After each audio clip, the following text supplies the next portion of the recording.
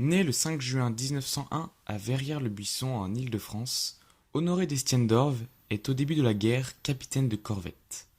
Le 10 mai 1940, il apprend l'offensive allemande en France, alors qu'il est inspecté par le général Weygand à Alexandrie. Résigné, la plupart de ses camarades acceptent la défaite, mais ce n'est pas son cas. Il hésite à rejoindre les Anglais alors alliés de la France, mais le bombardement de ceux-ci sur la marine française, soit 1300 marins français morts, l'en dissuade complètement. Il finit donc par quitter la marine le 9 juillet 1940 pour rejoindre la France libre du général Le Gentilhomme à Djibouti. Après de durs entraînements dans le désert, il rejoint avec son commando l'Écosse le 22 septembre 1940. Il y rencontre l'amiral Muselier et intègre les forces navales françaises libres.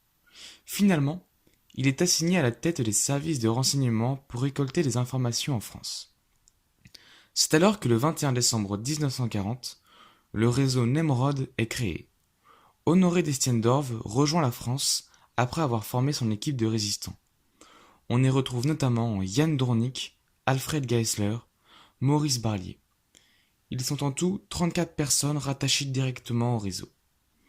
Effectuant plusieurs traversées de la Manche à bord du bateau Marie-Louise, le réseau Nemrod débarque en Bretagne et s'étend ensuite à travers la France depuis Nantes.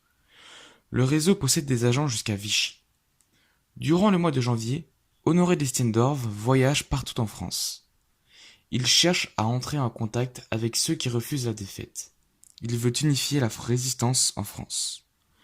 Dans la nuit du 21 janvier 1941, il est arrêté dans la banlieue de Nantes, dans la maison des Normands, qui devient une souricière, suite à la trahison de son radio, Alfred Geisler.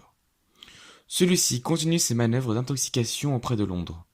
Et, un mois après sa constitution, le réseau Nemrod est démantelé.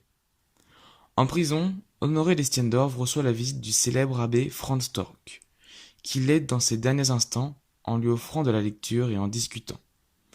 Après le procès, 9 membres du réseau sont condamnés à mort. Madame Clément, André Clément, Maurice Barlier, Yann Dournik, Le Prince, Cornec, Folic, Le Gigant et Honoré d'Estienne-d'Orves. Celui-ci marque les esprits par son courage et son moral à toute épreuve. Le président du tribunal, Kessler, qui l'a condamné à mort, se rend même à Berlin pour demander la grâce des 9 accusés. En vain. Honoré d'Estienne-d'Orves est fusillé le 29 août 1941 sur le mont Valérien, à Paris, avec Dournik et Barlier, en criant « Vive la France !». Il est accompagné jusqu'au bout par l'abbé Franz Stock, avec qui il est devenu très proche.